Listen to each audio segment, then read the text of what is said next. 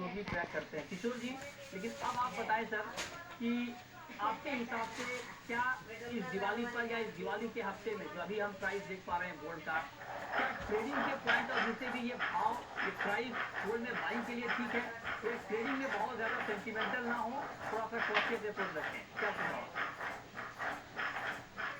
I think जो पिछले 1.5-2 साल से जो रैली देखा है तो मार्केट और इन्वेस्टर्स का এটা ইউপিএনে কেন যাচ্ছে না আমারে বলতে পারবি?